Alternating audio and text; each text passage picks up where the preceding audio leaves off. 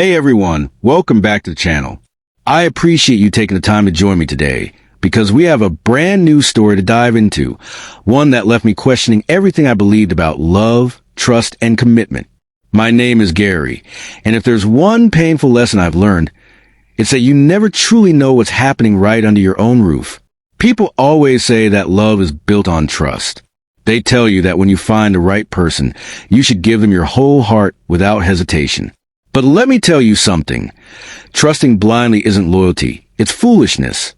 And unfortunately, I had to learn that the hard way. I believed in love. The kind of love where you commit fully, where you stand by each other through everything, and where betrayal isn't even a thought because you assume your partner values a relationship just as much as you do. I never imagined I'd be the one sitting here, telling a story about how my own wife made me question everything I thought I knew about love, marriage, and faithfulness. But here I am, and looking back, I now realize how easy it is to be deceived when you're in love. Sometimes, the signs are right in front of you, but you ignore them because you don't want to believe the person you love could be capable of hurting you. You assume that since you're loyal, they must be too, but that's not always the case. After everything I've been through, I can't help but feel like love is nothing more than an illusion, a word people throw around without truly understanding what it means. Stick around, and you'll understand exactly why I feel this way. I met my wife, Kimberly, when I was 30. She was 25, full of life, and had an energy that drew people in. At that stage in my life, I was ready to settle down, start a family, and build something meaningful. When I met her, everything just fell into place. We could talk for hours, laugh about the smallest things, and from the outside, we looked like the perfect couple. We dated for a little over a year before I proposed.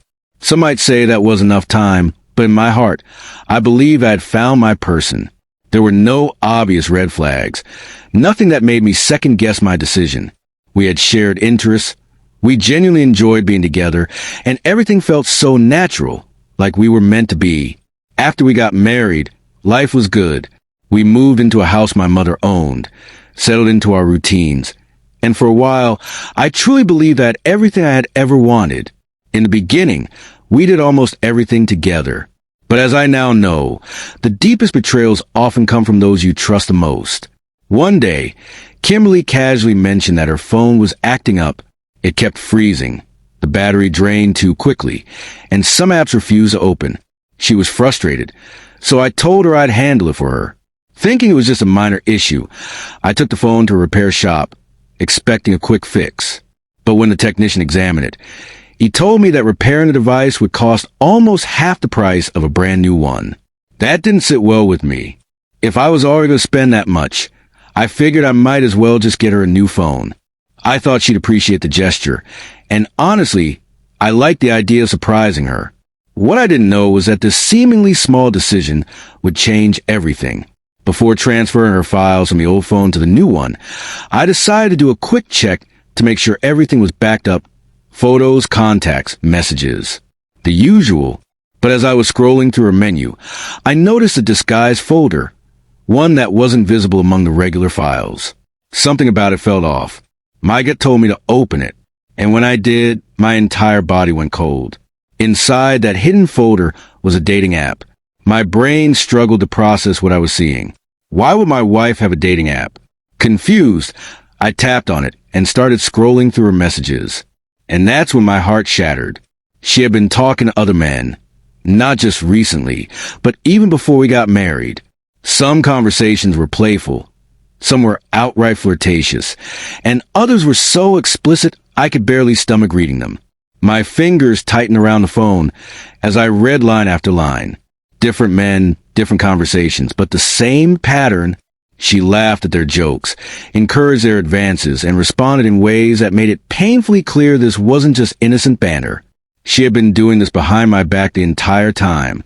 Without hesitation, I took screenshots, capturing names, dates, and the worst parts of the conversations. I needed proof. If she tried to deny it later, these messages would speak for themselves. Once I had everything saved, I locked the phone, handed it to the repair shop technician, and said, "Go ahead with the transfer." My voice was steady, but inside, I was completely numb. As I stood there, I felt like my entire world had shifted. Had she always been like this? Had I been blind to it all along? No matter how I tried to rationalize it, one thing was clear. This was something I couldn't ignore. I needed to confront her. I needed answers. By the time I got home, I had already decided how I was going to handle it. When I walked through the door, I pulled out the brand new phone and handed it to her with a small smile, watching her closely. Her face lit up instantly. She wrapped her arms around me, pressing a kiss to my cheek. "Oh my God, babe, you got me a new phone?" "You didn't have to," she said, her excitement genuine, completely unaware of what was coming next. I let her enjoy the moment for a few seconds before I cleared my throat. "Yeah, I figured it was better than fixing the old one," I said calmly.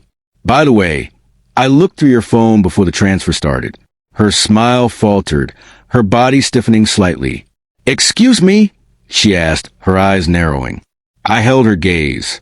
"I saw the dating app, Kimberly. I saw the messages. You've been talking to other guys."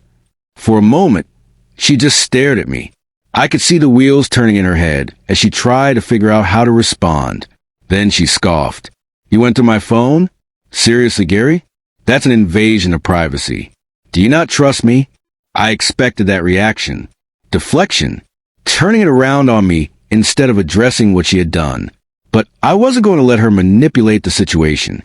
"That's not the point," I said firmly.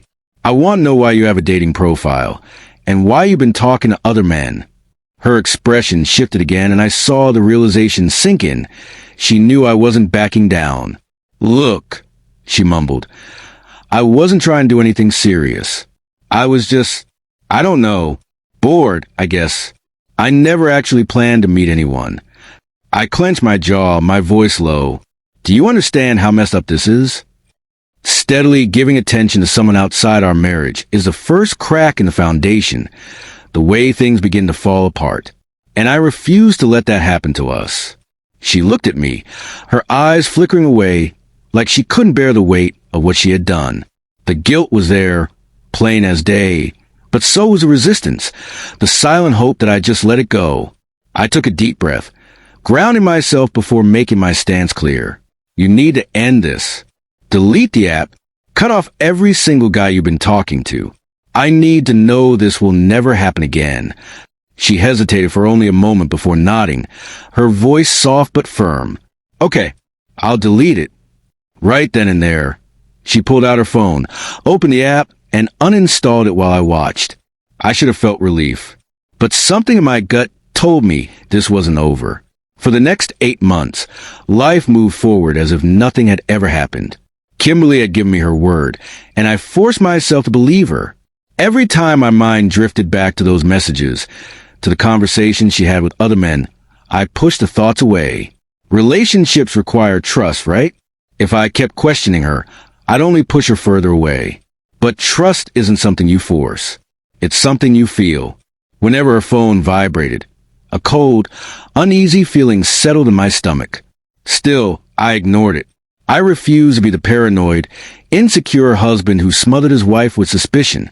I had no idea that while I was trying so hard to convince myself that everything was fine, my wife was still living a double life, right under my nose. Then one morning, I woke up feeling like my body was punishing me for something I didn't do. A burning, stinging sensation hit me when I went to the bathroom, sharp and unignorable. I froze, trying to make sense of it. The thought of an STD never even crossed my mind at first. How could it? Kimberly was my wife, my only partner. But as the day went on, the pain didn't fade. It got worse. Mild irritation turned into agony. By evening, I noticed something even more disturbing, a thick, yellowish discharge. That was the moment everything clicked. My body was screaming at me, telling me something was very, very wrong. The next morning, I didn't waste any time. I went straight to the hospital, desperately hoping for a reasonable explanation. Maybe a urinary tract infection, maybe something else. Asterisk anything asterisk else.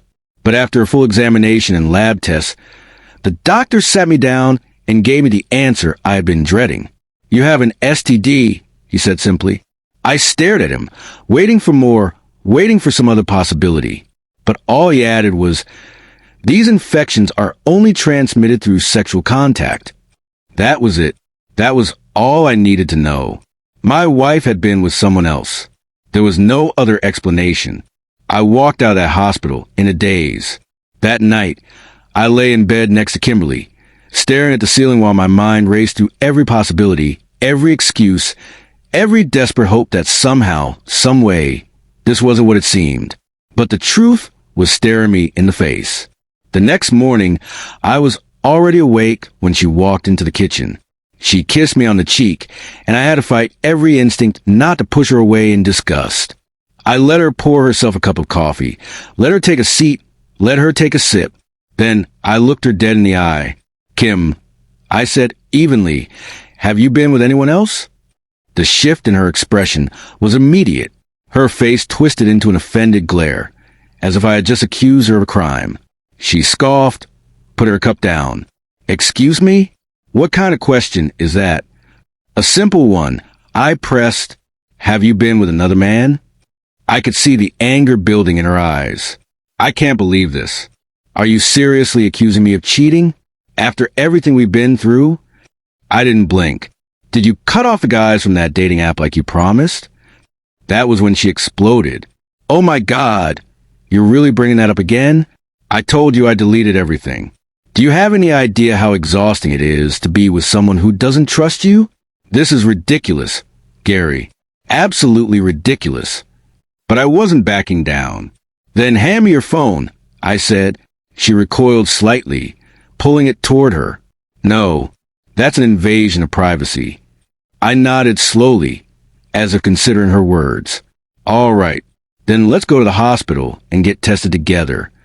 She leaned back, crossing her arms. "I don't have to prove anything to you." That was all the proof I needed. I exhaled through my nose, pretending to let it go, relaxing my shoulders as if I was backing off. But the second she turned her head, I lunged. I grabbed the phone from her hands before she could react, pressing it against her face to unlock it. She shrieked, jumping up from her seat, grabbing at me. But it was too late. The screen lit up. I started scrolling. And there it was. Everything I feared. Messages, images, receipts, conversations with multiple men. Some recent, some stretching back for months. Explicit texts, plans to meet up, miss you messages. She never stopped. Not even after I begged her to. She had been lying to my face the entire time. I turned to look at her, my voice eerily calm. "How could you be this unfaithful?" She didn't even apologize. Didn't even try to lie her way out of it. Instead, she scoffed, then gave me the middle finger, right to my face. Something inside me snapped. "Pack your stuff," I said coldly. "This marriage is over. I want you gone before I get back." She smirked, thinking I was bluffing. I didn't wait to argue. I grabbed my car keys, walked straight out the door, and left her sitting there. I drove just a few blocks down the road, then pulled over, picked up my phone, and called my lawyer.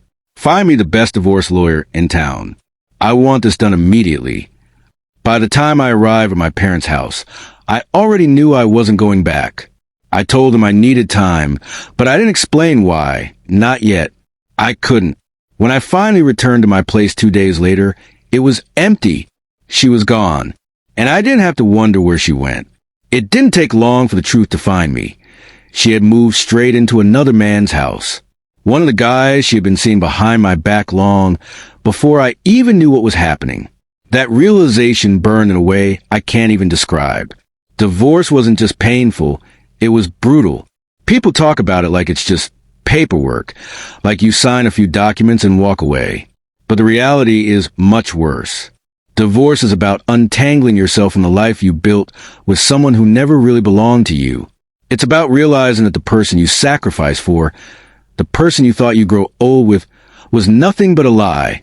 I wouldn't wish that pain on my worst enemy. But I learned, and if you're a man reading this, I want you to learn too, before it's too late. 1. Never love blindly. Asterisk trust must be earned, not given freely. 2. If someone disrespects you once, They will do it again. Asterisk, asterisk. I should have left the moment I caught her talking to other men. 3. Trust actions, not words. Asterisk, asterisk. Kimberly said she deleted the app. She said she ended it. She lied. 4. When someone shows you who they are, believe them. Asterisk, asterisk. The first red flag is all you need. Don't wait for 10 more.